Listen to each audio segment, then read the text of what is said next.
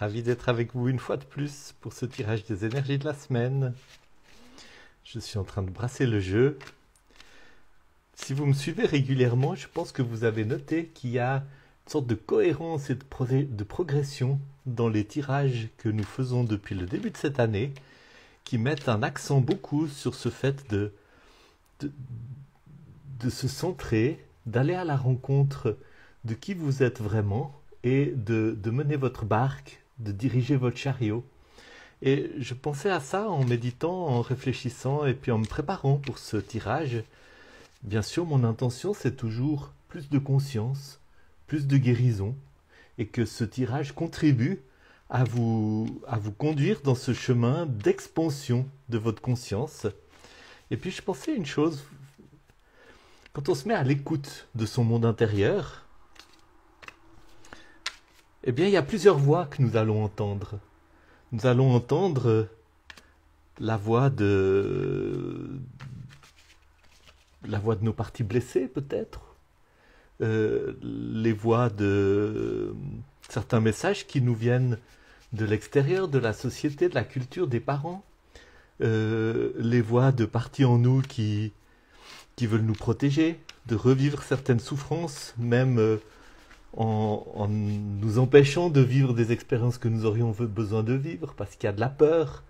Et puis, il y a la voix de notre sagesse intérieure. Et tout le travail, c'est d'apprendre à entendre et puis à respecter toutes ces voix, mais aussi de savoir, d'apprendre à les reconnaître. Et le tarot est un formidable outil pour nous aider à reconnaître les voix qui résonnent en nous. Comme tous les outils d'expansion de la conscience, il nous tend un miroir qui nous aide à voir plus clair en nous. C'est mon désir pour vous, c'est mon intention pour ce tirage, c'est qu'il vous aide à voir plus clair, au-delà de nos attentes de solutions miracles, de guidance qui viennent de l'extérieur, de sauveurs qui sait mieux que nous, que cela nous aide les uns, les unes et les autres à entrer en contact avec nos ressources pour bien mener la barque de nos vies. Et si votre spiritualité ne vous aide pas à mener la barque de votre vie, si elle vous aide plutôt à vous échapper des problèmes, eh bien il faut remettre en question votre spiritualité et puis en revoir les fondements, en revoir les bases. Et c'est aussi un travail que nous devons faire à plusieurs reprises. Moi, j'ai dû le faire dans mon existence à plusieurs reprises d'une manière assez radicale. Il y a d'ailleurs un livre qui est né de ça à une période particulièrement dramatique de ma vie, mais où j'ai aussi fait des prises de conscience particulièrement importantes. Ce livre s'appelle Jésus toxique, surmonter l'abus spirituel et le traumatisme religieux. Et nous avons tous à faire un travail d'examen de notre spiritualité. Voilà, disons tout ça, j'ai brassé le jeu. Je suis heureux que vous soyez avec moi en direct ou en différé. Et je tire la première carte. C'est intéressant parce que je parlais de spiritualité et la spiritualité qui parfois nous oriente plutôt vers la fuite, vers les attentes magiques, que vers la prise de responsabilité de nos vies, la mobilisation de notre agency, de notre capacité d'agir sur notre vie. Ce set de coupe parle bien de ça. Si vous le voyez dans le deck de Rider-Waite, qui est beaucoup plus illustré, vous avez un personnage qui est devant 7 coupes et vous avez au premier plan 4 coupes desquelles sortent des petits êtres qui symbolisent un petit peu ce monde des promesses illusoires. La promesse de gloire, la promesse d'argent, la promesse de réputation, l'avidité, la cupidité, cette énergie du hungry ghost des bouddhistes, etc. Et puis derrière, il y a 3 autres coupes qui semblent parler beaucoup plus de la connexion avec des parties très profondes de soi, l'âme, etc. Mais c'est surtout une carte qui parle du défi. Le 7, c'est une carte de défi et du défi intérieur, du défi de ne pas se laisser mener par le bout du nez par quelque chose qui nous amènerait dans un monde d'illusion, dans un monde d'attente où quelque part on se berce de faux semblants, on espère des raccourcis, on espère des solutions faciles, on espère pouvoir se décharger du fardeau. Il y a des gens qui passent leur vie quelque part à rêvasser sur des choses qui n'arriveront jamais, alors que l'appel de l'univers, l'appel du tarot ce matin pour vous, c'est de faire des choix. C'est de faire des choix et de se mettre en route dans la direction qui correspond à la croissance, à la vie. Et c'est des directions qui correspondent à l'action, c'est des directions qui correspondent à une action positive sur vous-même et sur le monde qui vous entoure. Et peut-être que c'est une carte qui dit, mais en ce moment, qu'est-ce qui est en train de distraire votre attention, de vous installer dans une position passive, au lieu d'être dans cette énergie d'action en relation avec votre centre, vos aspirations les plus profondes. Cette carte vous met en garde contre les raccourcis spirituels, les faux semblants, les illusions et une sorte de passivité rêveuse qui pense que des solutions pourraient venir toutes seules de l'extérieur. C'est un petit peu la carte de celui qui espère gagner à la loterie puis qui ne se met pas au boulot pour gagner son pognon et construire la prospérité à laquelle il aspire. C'est un peu caricaturé, mais c'est l'idée de cette carte. Donc le 7 de coupe, une invitation à se rendre réceptif aux messages qui nous conduisent dans l'action. Et dans une action saine, dans une action juste, dans une action alignée avec notre sagesse intérieure, et puis à résister aux sirènes des raccourcis.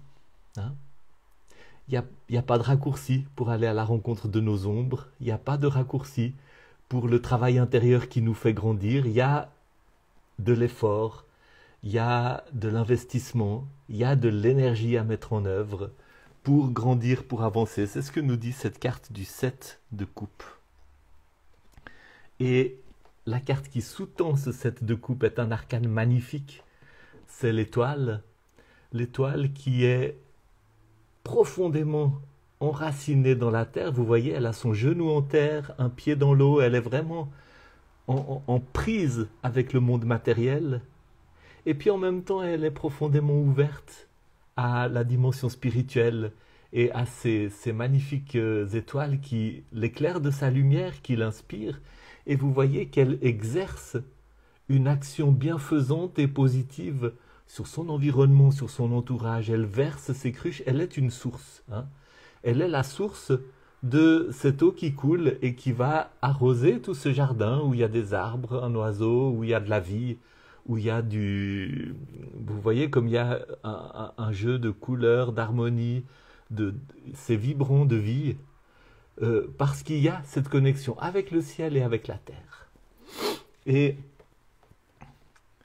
cette étoile dit, voilà ce qui se passe, voilà l'appel, et c'est un arcane. La semaine passée, on a tiré le chariot, qui parlait justement de cette action déterminée, résolue, dans la matière, dans l'existence, dans la vie, dans les choses les plus concrètes. Le chariot, c'est celui qui fait des choix, c'est celui qui se met au travail, c'est celui qui manifeste en écoutant toutes les voix qui résonnent à l'intérieur de lui, mais en ne se laissant pas mener par le bout du nez par une de ces voix, en prenant vraiment la responsabilité de sa vie.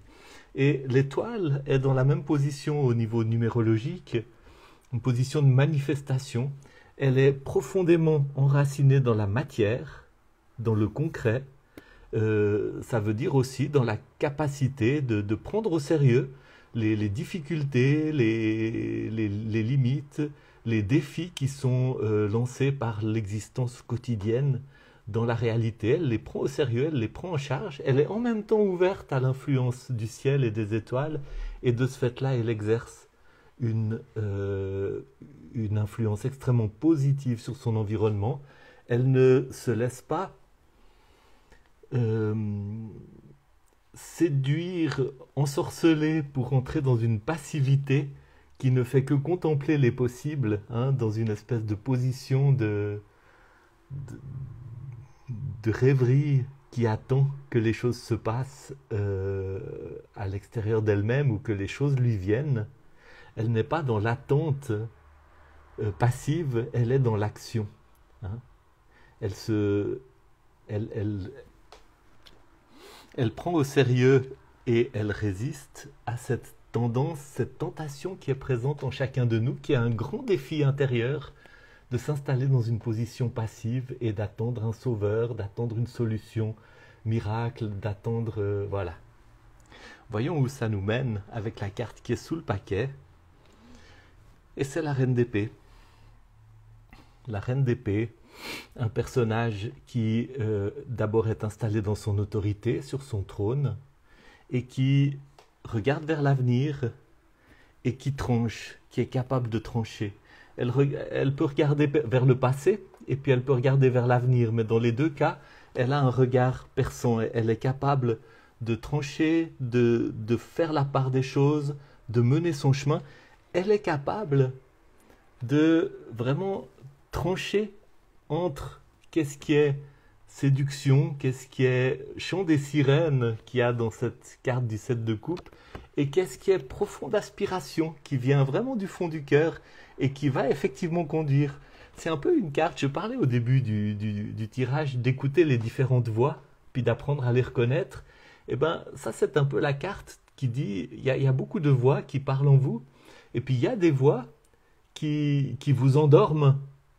Et cette reine d'épée, elle est capable de reconnaître les voix qui vous endorment. Puis ça ne veut pas dire qu'on va les tabasser à coups de marteau. On peut tout à fait entendre, accueillir, honorer, hein, derrière ces voix les parties blessées, les parties fatiguées, les parties qui ont souffert et qui ont peut-être peur et qui voudraient se réfugier dans une sorte de paradis intérieur ou artificiel, ou dans une passivité.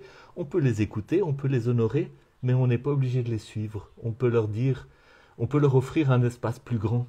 On peut leur offrir du repos à l'intérieur de notre sagesse et de notre capacité de mener notre vie. Et dans ce repos, se mettre en route pour le travail qu'il faut accomplir.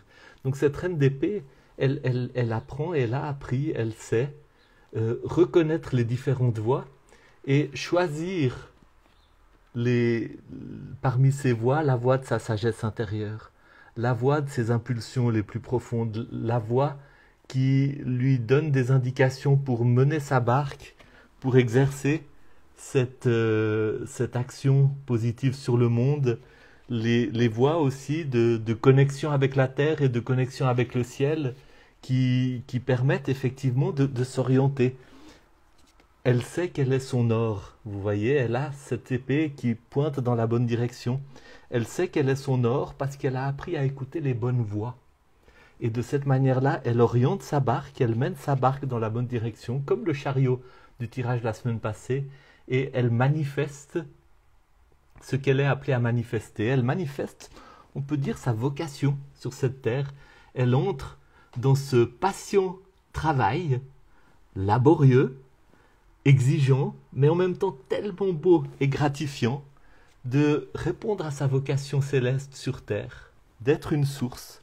Et de ce fait-là, eh bien, elle dépasse cette épreuve du 7 de coupe, qui est cette sorte de séduction, de la passivité, de l'illusion et des solutions magiques. Et elle se met en route vers l'accomplissement de sa vocation. Donc quelque chose de magnifique qui complète, qui continue le narratif de ces tirages pour nous mettre en route, pour nous stimuler, pour nous encourager en vue d'occuper vraiment notre place dans la matière, notre place sur Terre pendant l'année qui vient. Tout le meilleur à toutes et tous. À bientôt.